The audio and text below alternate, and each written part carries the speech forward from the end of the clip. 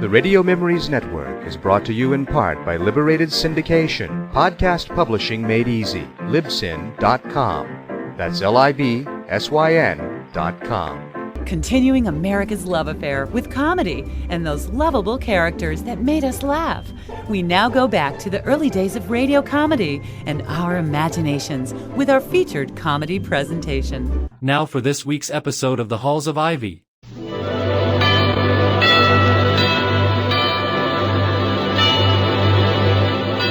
Ladies and gentlemen, the Joseph Schlitz Brewing Company of Milwaukee, Wisconsin presents The Halls of Ivy, starring Mr. and Mrs. Ronald Coleman.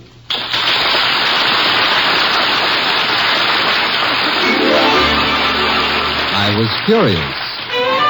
I tasted it. Now I know why Schlitz is the beer that made Milwaukee famous. If you like good beer, you'll find it pays to be curious and learn about Schlitz for yourself. And now, The Halls of Ivy. In all the halls of ivy that surround us here today, and we will not forget though we be far, far away. Welcome again to Ivy. Ivy College, that is, in the town of Ivy, USA. Dr. Hall, William Todhunter Hall, the president of Ivy, has problems shared by Mrs. Hall, the former Victoria Cromwell of the London stage. Problems not entirely curricular. Their immediate worry concerns the sudden and so far undiagnosed illness of a last night's dinner guest, Mr. Clarence Wellman, who's now recovering, everybody hopes, from an outrageously swollen nose in the extra bedroom. Toddy, may I tell you something? Of course, my dear. What is it? You are the only man I know who can pace back and forth while sitting motionless in a chair. Well, I'm worried, Victoria. Seeing the nose of the chairman of the Board of Governors turn a violent crimson immediately after he has dined as a guest in one's house is a privilege granted few college presidents.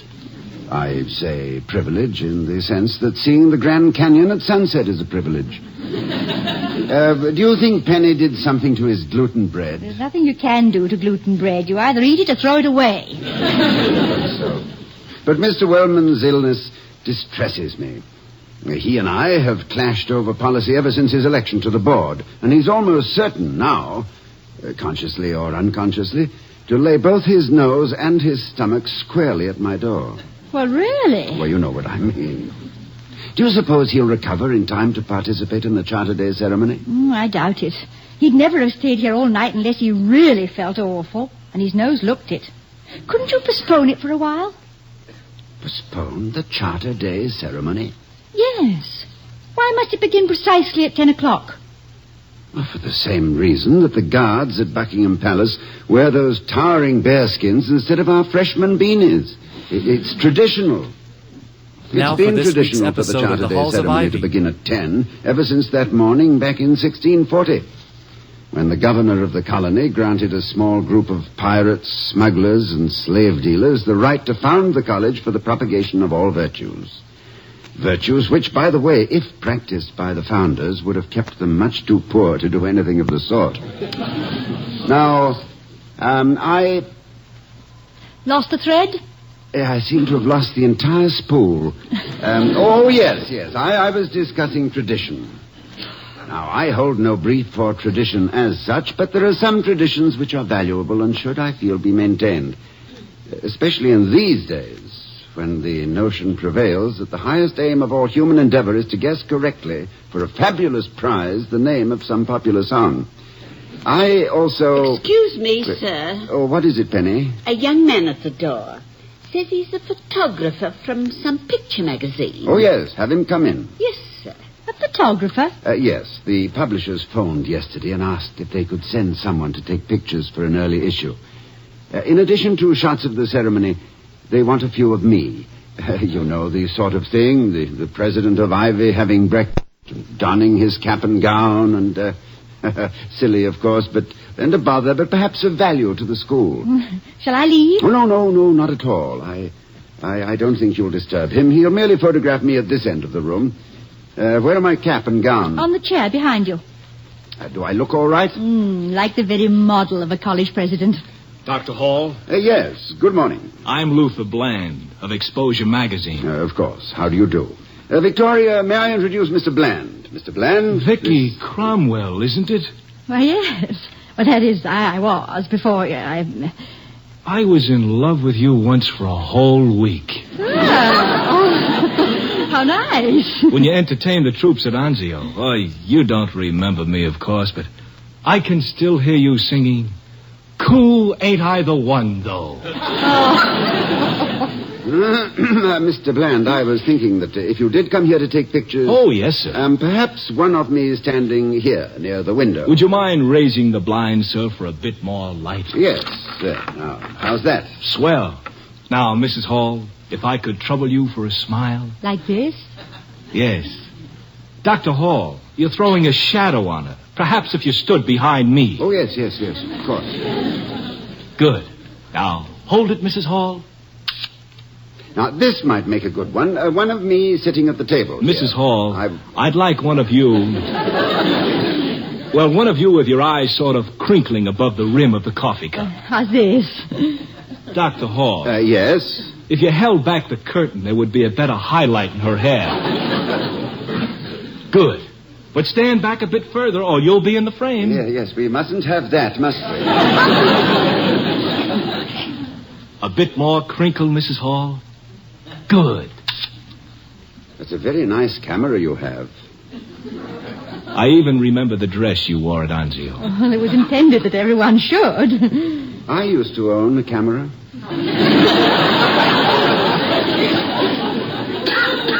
We remembered you all right, Mrs. Hall.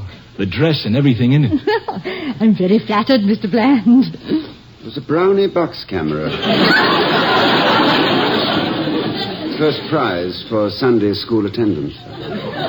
Sort of hold up the coffee pot, Mrs. Hall, as though you were about to pour. That's it. It had a little carrying strap, I remember. Now, Dr. Hall. Yes?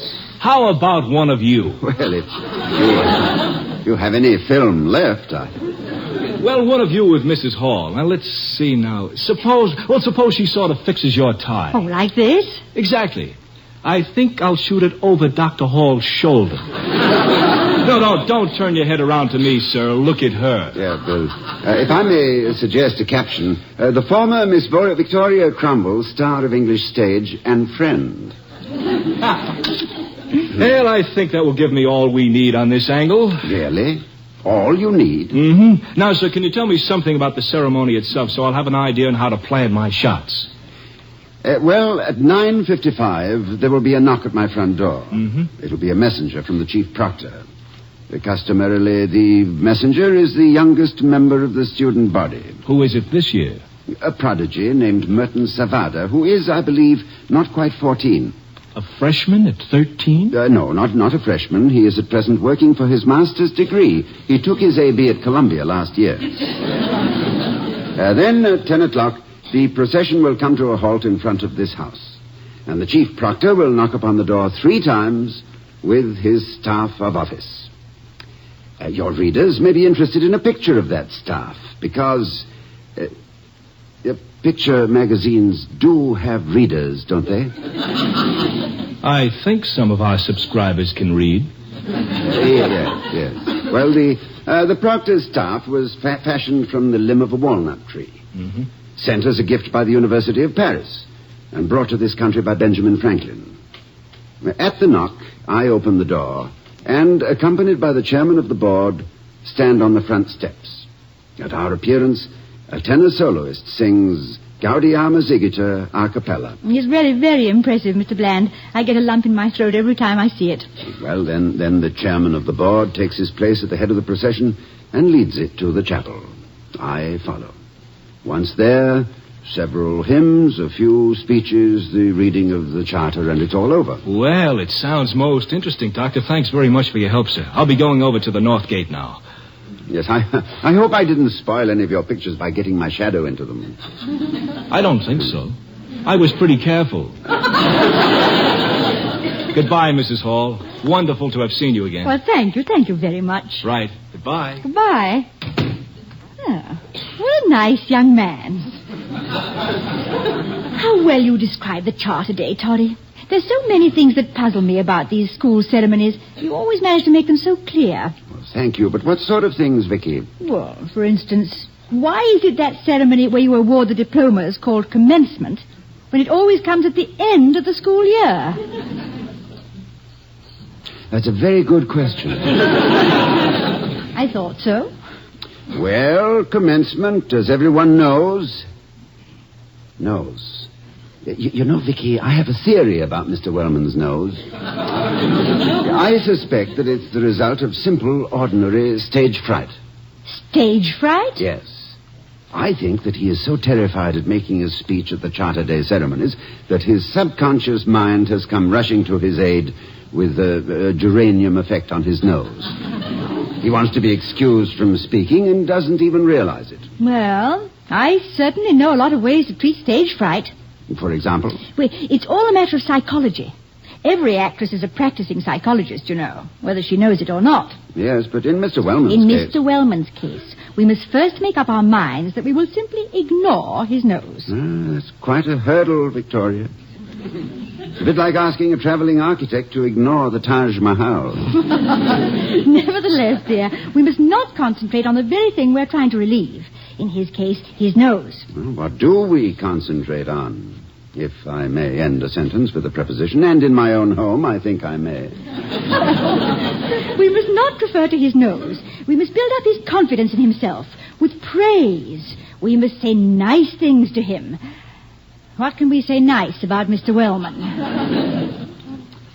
Can you give me a few minutes on that? Certainly, dear. Now, let me see.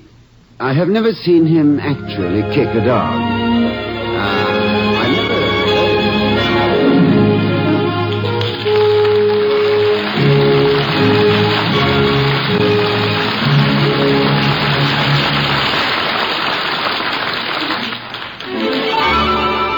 I was curious. I tasted it. Now I know why Schlitz is the beer that made Milwaukee famous. Before we return to the halls of Ivy, starring Mr. and Mrs. Ronald Coleman, let's visit a psychology professor on another campus.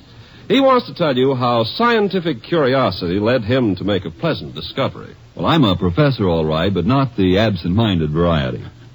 This is somewhat of a disappointment to my wife and 2 daughters who would like nothing better than a good excuse for directing my activities. As it is, they do pretty well without one. After last semester, for example, they packed me off to a dude ranch for a vacation. My instructions were to forget psychology and experiments. I tried. But the very first day, circumstances forced me to conduct what I like to call my favorite unsuccessful experiment. I was watching a group of guests come in from a horseback ride. It was hot that day, and they were tired and dusty, but our host seemed to know just what to do. He hustled out cool bottles of beer. Schlitz, I noticed from the labels. This beer was greeted with smiles of welcome that changed to looks of pleasure as the guests drank. I began wondering, as a psychologist, mind you, what there was about Schlitz to cause such a marked reaction of pleasure. So I tasted Schlitz, and my experiment collapsed. How could I maintain my scientific attitude when I wanted so hard to concentrate on the famous Schlitz flavor? I waited till next day to try another glass, and again had the same wonderful reaction. Now that I'm home, I keep my own supply of Schlitz. Of course, I'm no longer experimenting. I drink Schlitz for the pleasure it gives me. And when I serve it to my friends and I see the looks of satisfaction on their faces, I can't help thinking to myself, no wonder they call Schlitz the beer that made Milwaukee famous.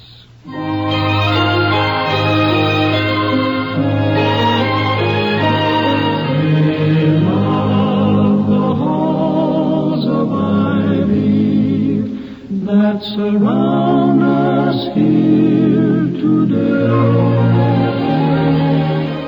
Now that Dr. Hall has had a few minutes to think of some redeeming feature of Mr. Wellman's character and to remember not to concentrate on his nose, maybe he...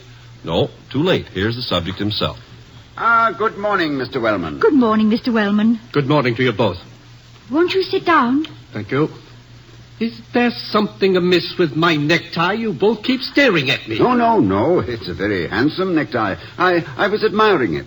Thank you. My daughter gave it to me. I have always believed she has excellent taste. Oh, her good taste is quite obvious, Mr. Wellman. As plain, in fact, as the... As the shoes on your feet. That's rather an odd simile. I do hope you're feeling better this morning. I'm still a bit queasy. Oh, that's too bad. I wonder if you'd care to try a rather old remedy many people I know have used with much success. I would be grateful for almost anything. Well, what did you have in mind, Victoria? Have we any shingle nails, William? Shingle nails? Shingle nails? Isn't that a rather ridiculous... Never mind. Let it go. I knew you'd think it was ridiculous, Mr. Wellman. No, Mrs. Hall, I'm sorry. Tell me, I don't care if this idea was suggested by a Hindu voodoo man. You were saying something about shingle nails. How do I eat them? No, you don't eat them, Mr. Wellman. You place the point of the nail against your left thumb, put the head of the nail against your right thumb, and think about something else for 5 minutes. Will you go get a shingle nail, William? Well, don't just stand there, Dr. Hall. Get her a shingle nail. A shingle nail? Yes. I'll see if I can find one. Thank you, dear. Now, please sit down, Mr. Wellman. Thank you. No, I'm too restless, Mrs. Hall. This shingle nail thing. I've often wondered just how much scientific basis there was for some of our odd superstitions.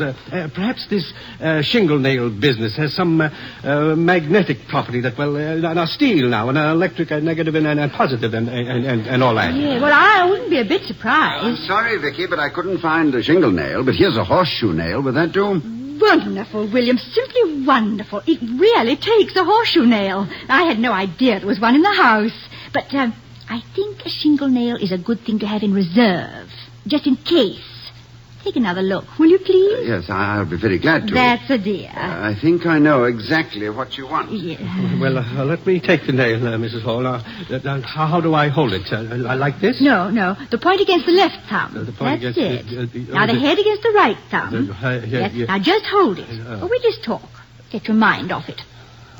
What shall we talk about? Oh, the weather, television, stock market, your speech. That's it. Your speech. What did you plan to say at the Charter Day ceremony, Mr. Wellman? I open by saying, ladies and gentlemen. That's very good, very good. It is? Of course it is. Because after all, the people you're talking to are ladies and gentlemen. Now, keep the point of the nail against your left thumb. Oh, yes. It struck me as being a rather good way to start. Oh, yes, it is. Now, keep the head against the right thumb. See, that's it. Now, then what do you say? And then I say, we are gathered here today. Ah, that's nice. You like that, Mrs. Hall? Yes, I do, Mr. Wellman. After all, it is today. And they will be gathered there.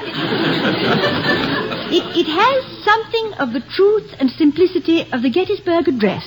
And then how does your speech go, Mr. Wellman? And then I say, we are gathered here today to honor the men and women who, by their noble deeds and humility...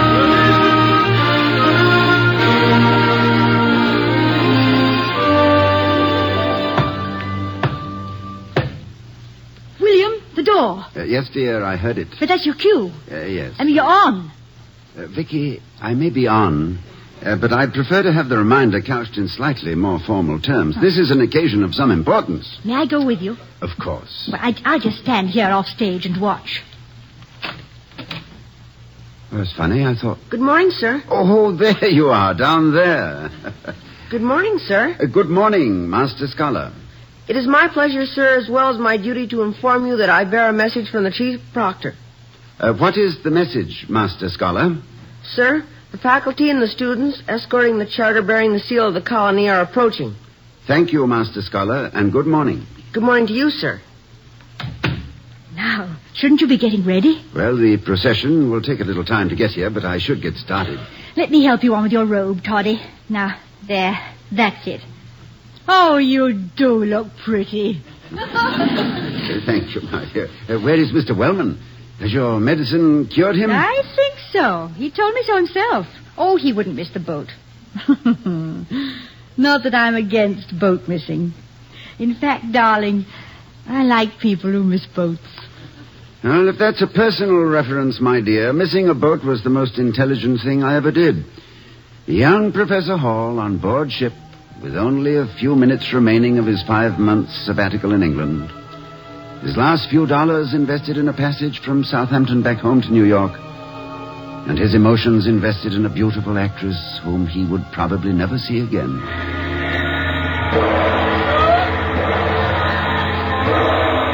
William, dear, that's the last going ashore warning. Yes, I know. And I haven't got a ticket.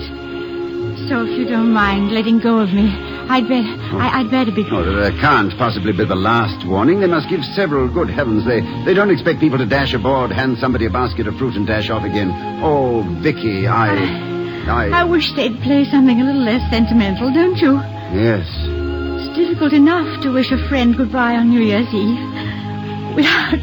Without underscoring it like that. Oh, I hate saying goodbye to you anywhere at any time, Victoria. Oh, mere words at times like these. I haven't many words either, William. About 3, in fact. Little ones. 3 little words? For me? Vicky, you don't mean... Yes. I'll miss you. Oh. Oh, yes. That is 3 words, isn't it? You know, it's going to be hard to concentrate on my work when I get back to the United States. I like that. I'll forever be thinking such thoughts as, this is Monday. It was on a Monday that Victoria and I drove to Stratford to see Shakespeare's home. Stop for buns at Banbury Cross on the way. And on Tuesday, it was a Tuesday that Victoria and I visited Madame Tussaud's waxworks. Yeah, and you tried to tip the wax doorman. And on a Thursday, oh, Vicky, I wish we had it all to do over again. Perhaps we can. Sometime soon. I'm afraid not soon, dear. Professors don't get sabbaticals every year. I know. But the play I'm in might be produced in New York. When? Has it been... Did you... Has anything been said about it? No, but something's going to be. Oh, good. Vicky. Yes? Will you remember the address I gave you and write to me? Yes. Of course I will, dear. I promise. And if you let go my hands, I'll cross my heart. I don't want to let you go, Vicky. Ever. William, dear, I must leave. Yes, I know. Vicky, I love you very much. Will you marry me? Oh, you know I will.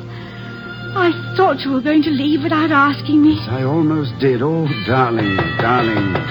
What's that? Oh, it's the steward. Yes, steward, take my luggage ashore. I'm not sailing. Come on, Vicky. William, dear, it's Mr. Wellman. Oh, good. He's just in time. I say, Wellman, take these bags off the ship. I'm taking the next one. Hurry now. That's a good chap. No, William. It's Mr. Wellman, our guest. Well, why doesn't he take the luggage, eh? Well, our guest. Were you talking about me, Dr. Hall? And what? Luggage? What luggage? Did I say... Oh, it's you, Mr. Wellman. I'm sorry. William, where have you been? I'm afraid I was a little bit at sea, my dear. Or almost. I'm sorry, Mr. Wellman. It was... Oh, good heavens. What's happened to your nose? It looks like a nose again. It doesn't, though, doesn't it? That's exactly what it looks like. That's a remarkable remedy you possess, Mrs. Hall. Horseshoe nail. Remarkable, entirely remarkable. And may I say, Dr. Hall, that your robe is extremely becoming? Thank you. Yes, I hope mine has as fine a drape. Well, I see no reason why it shouldn't. Then you'll be in the ceremony, Mr. Wellman. Oh, of course. Wouldn't miss it for the world. Going to read a speech. Yeah, darn good speech, too. Dictated it myself. Reminded Mrs. Hall of Lincoln's Gettysburg Address. Oh, I'm delighted. Here, let me help you on with your gown. Oh, yes, thank you. There it is. Our caps, if you please, Victoria. Thank you. Are you ready, sir? I am. My arm, Mrs. Hall. All ready, Doctor.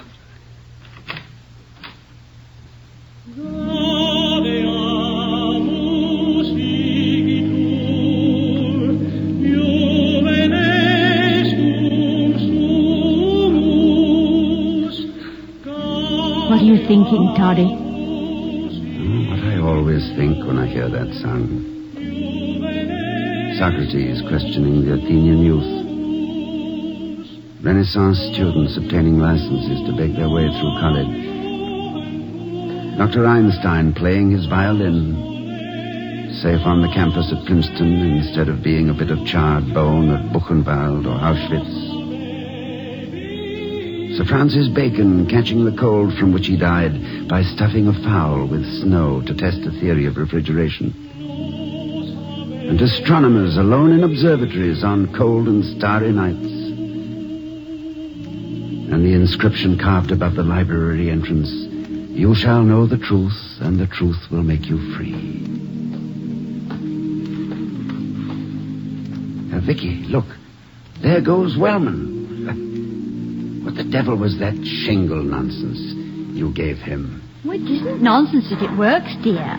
And it did work. Look at him. See how he's squared his shoulders. I just gave him back a little self-confidence, and his nose deflated like a great big red inner tube. It was fascinating. I imagine it was. Why don't you ever give me a treatment like that? You don't need it, Toddy. Oh, I'm not so sure of that today. I'm afraid this speech of mine is a trifle weak. Your speeches are never weak. How does it go? Well, I begin by saying, honored visitors, governors, gentlemen of the faculty, and students. Splendid. You think so? Yes, perfect. How does it go from there?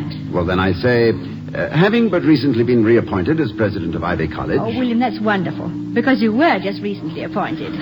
Go on. It is my considered opinion that in the ensuing semester, the plans which we have formed...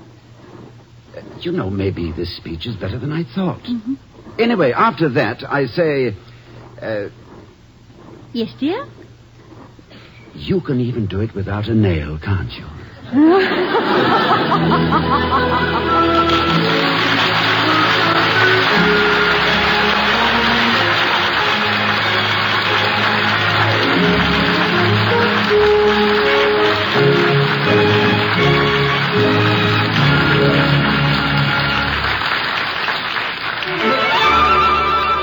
I was curious. I tasted it. Now I know why Schlitz is the beer that made Milwaukee famous. And here again are Mr. and Mrs. Ronald Coleman. My dear, your choice of that horseshoe nail I thought was very silly at first, but I'm beginning to regard it as being richly symbolic. Symbolic? For what, for goodness sake? Well, of Mr. Wellman's being continually underfoot. Did I ever recite my little verse on superstition? I rather fancied myself as a poet when quite young. Go on, I'd love to hear it. Well, to the best of my memory, it went, from ancient days the symbols came. The sign, the amulet, the charm, the seal, the ring, the coin, a name to conjure with and shield from harm. Faith in and dread of all these things is one of man's great racial quirks. But down through time the question rings, why scorn the gimmick if it works? Oh, darling, I do think that's wonderful. But is it just superstition when it works? Do you mean that? Vicky, that's why poets live in inaccessible garrets, so no one can ask them what they mean. Good night, everyone. Good night.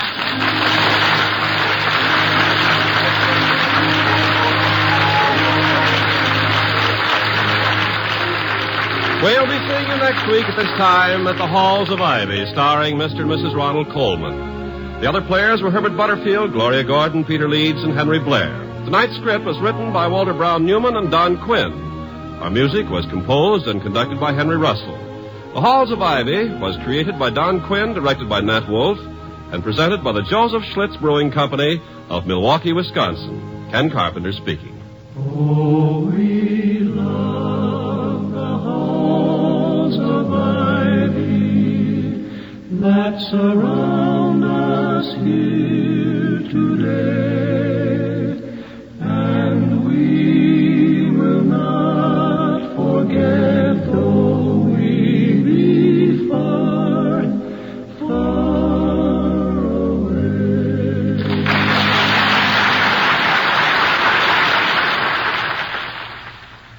Next, hear We the People over most of these same NBC stations.